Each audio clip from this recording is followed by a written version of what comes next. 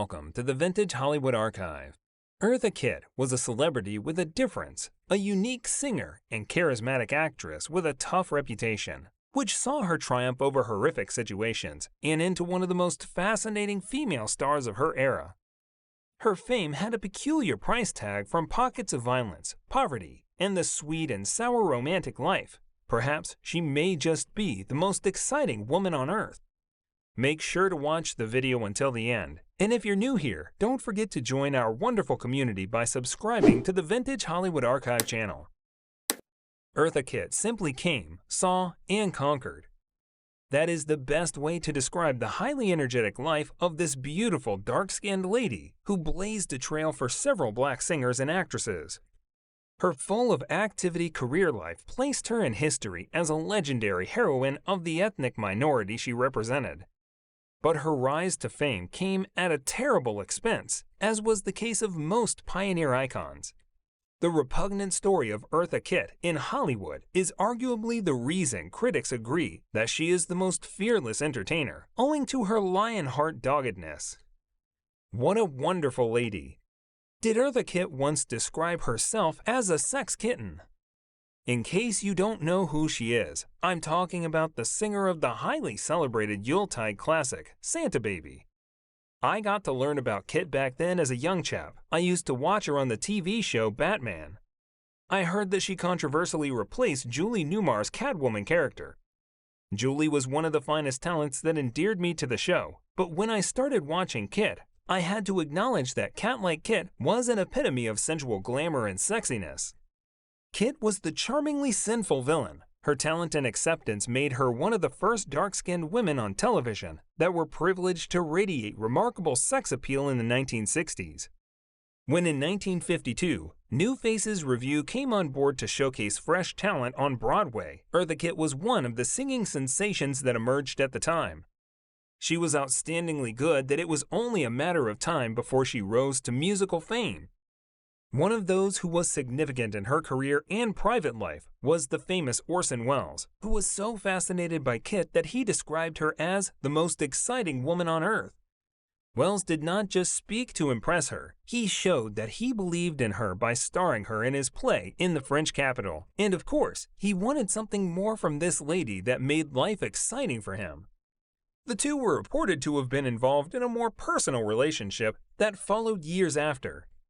That sizzling affair between Welles and Kitt was remarkable because she remained a special person in all her endeavors. From her flexible feline movements to the bewitchingly confrontational glances that emanate from those wide-set eyes, coupled with her unique voicing, uniqueness is written all over Kitt. Almost everyone said she was truly incomparable. I don't know about you.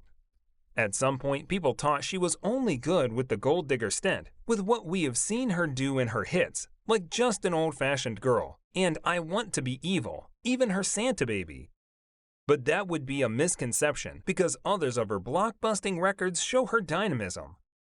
I can testify to that after listening to The Seductive Johnny, her sardonic Dinner for One Please James, and The Heel, said to be among her most persuasive and touching tracks. Apart from her success on stage and in cabaret, she became a hard nut to crack in the movies and television, relishing her talent and exciting a new generation of her audiences playing the Catwoman in the Batman series. I hear that Eartha Kitt once slapped another lady in the face because she suspected that woman had sex with her boyfriend. It's just one of those thrilling stories that you would hear while talking about the dark-skinned daughter of humanity. Her story would not be complete without mentioning her legendary song, arguably her best-known song in history, C'est si bon. What about her issues with the CIA? It's sure one too many for a lady who came from a questionable background to Hollywood stardom. Some details of her romantic life will include one with cosmetic mogul Charles Revson and Johnny Barry Ryan III, before settling down with John William McDonald. Her birth name is Eartha Mae Keith, born in South Carolina in 1927. A precious daughter of Annie Mae, Cherokee and African descent. Issues surrounding the identity of her father remain a secret, the reason she still could not ascertain who her real father was at the time of her death. A school of thought believes that she might have been fathered by a white man whose father owned a farmhouse where she was born, but all indications show that she was an out-of-wedlock child of her mother. An account by John Williams linking Kitt's paternity to a doctor named Daniel Sturkey met Kitt's daughter's criticism for lacking in merit. As a child, her destiny was almost in her hand as she moved from one home to another. Her mother handed her over to a relative identified as Aunt Rosa because her new lover, a black man, would not want Kitt, who was a mixed race in his family. Living with Aunt Rosa was for little Kitt a hell on earth, as she spent miserable days with no one to turn to until she escaped from the wickedness. Aunt Rosa had to use her as a work mule on her farm. She passed through torturous moments, including wearing itchy, dry potato sacks and picking cotton seeds all day. To say she was maltreated while living with Rosa would be an understatement, because in her custody, little Kitt got a full dose of ill treatment. But that was just the beginning of her die-hard spirit. She was 8 when she experienced the worst traumatic moment for any child of her age, watching her mother die of sudden illness. That experience continued to haunt her and was always a source of concern even in her later years. After Annie Mae's death, Eartha found herself with another relative named Mammy Kitt, who some thought was her biological mother in Harlem, New York City. But life was not so different for the little girl, since she could not go back to Rosa. Now as an orphan, she would find a way to weather the storm. Though she was said to have acquired formal education at a high school of performing arts, life was hell for the innocent child. Just like other so-called custodians, it turned out that her aunt had to abuse Eartha so harshly that she took in her heel. She ran away from home, preferring homelessness over torturing aunts. She would join the train on subways heading to nowhere, and when the train stopped operating, she fell asleep on the roofs. What a hard way to prepare a star for fame. To make ends meet, Kitt spent most of her teenage years earning a living as a sewing factory worker. Every aspect of her childhood, Kitt once said, only made her stronger because she focused on the lessons to survive. "I've used all the manure thrown on me as fertilizer," she had said. How she got a lucky opportunity in the entertainment industry is as fascinating as Kitt's character. Katherine Dunham thought she had charisma and invited her for an audition after their chance meeting when Katherine needed direction. After long years of tough living, young Kitt attended the audition as if her life depended on it, and won the audition and full scholarship to attend the dance school, leading to a tour across Europe and South America. Her exciting journey had just begun. Fast forward, Kitt began her entertainment career as part of the Katherine Durham Company, the first African-American contemporary dance, sometime in the 1940s. Not too long, the world got to hear about this great lady. Kitt's appeal was exciting, and like most dark-skinned artists at the time, France was a preferred destination, and Eartha was one of those who went for a greener pasture in Paris. There in France, she caught the attention of famous Hollywood's leading man Orson Welles. Recall that Kitt was part of the 1945 original Broadway theater production of the musical Carib Song, and in the early 1950s, she went on to produce 6 U.S. Top 30 entries, which had songs such as Uskadara and I Want to Be Evil. Her other songs also made the UK Top 10 tunes, with the like of Under the Bridge of Paris and Just an Old-Fashioned Girl, just to mention. It was after watching and listening to Kitt with fascination that Orson Welles declared that she is a diva. While Kitt was trending in 1954 with her song, she fell in love with Arthur Lowe Jr., a man whose family owned Paramount Studios. Lowe was interested in marrying Kitt, but other cultural issues were a serious obstacle. Lowe's mother was credited for preventing her son from marrying Kitt, and she was heartbroken. It seems Kitt never got over that loss because she later told fans that she wished Lowe was the father of her child. But he was not, so she kept searching for the right man as she engaged in wild romances.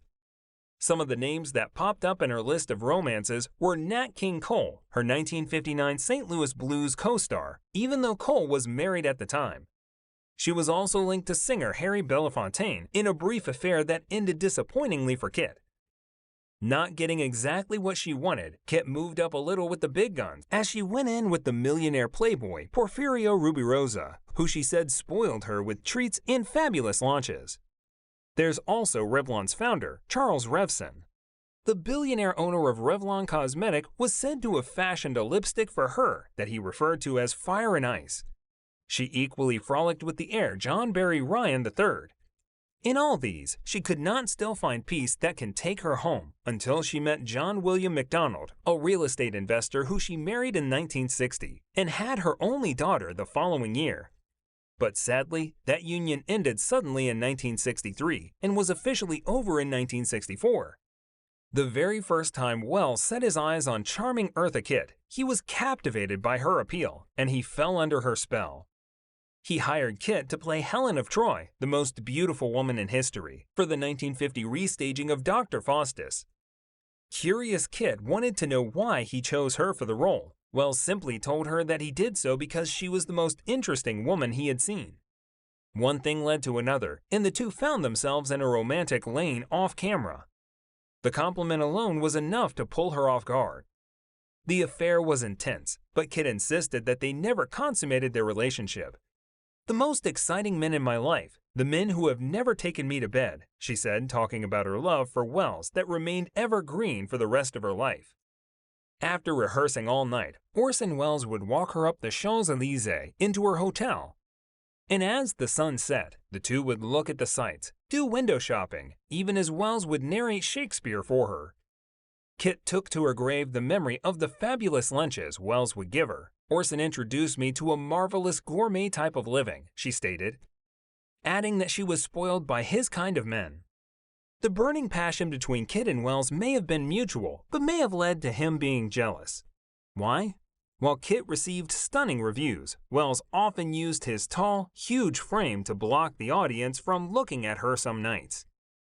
On a particular night, something happened in front of a crowded house. Welles kissed her, which was normal because something similar was in the script. But rather than a simple kiss, Welles for whatever reason shot off her lips with his mouth and injured her with a cut that caused slight bleeding. Although Kitt was able to complete the sentence, it was a real-life incident that caused issues for them. Although Kitt made her movie debut as an actress in The Mark of the Hawk in 1958, appearing as the wife of a cultured African, Sidney Poitier, who suddenly discovered that his allegiances are shared when his brother leads a rebellion. She fared much better as a screen person when she appeared in St. Louis Blues. Eartha Kitt was a strong woman with a strong character who was bold and spoke her mind if she had to. I still recall the 1968 incident when Kitt was invited to a luncheon hosted by the First Lady. The event featured a discourse on crime and juvenile delinquency. Being who she is, Kitt did not mince words when she made a very sensitive comment challenging Mrs. Johnson concerning the effects of the war on young Americans. The story went viral as the media reported it with a banner. Singer Eartha Kitt shocked guests at a White House event. The story goes that her comment left Mrs. Lyndon B. Johnson in tears when she claimed irritably that the Vietnam War was making young Americans rebellious. About 50 women who had come to the occasion to discuss President Johnson's suggestion to fight street crime were left gaping and embarrassed. In unusual silence, Kitt talked at length in what seemed like an emotional rant protesting against the war. That was one of the magic moments that defined the thrilling life of this lovely lady. Kitt was a close pal of famous James Dean, but the actor's life was cut short suddenly. Afterwards, Kitt said she had a premonition about Dean's safety. How? She said after a hug with him, she had asked, "What have they done to you? Your spirit is gone." On another occasion, Dean drove her around town in his Porsche Spider. Something about the car terrified her. She sounded, "Jamie, I don't like this car. It's going to kill you." While Dean laughed over her comment, only for things to turn very ugly for the star. Dean tragically died when he crashed his Porsche in a fatal accident in 1955. Eartha Kitt died on Christmas Day in 2008 at the age of 81 of colon cancer in her Weston, Connecticut home.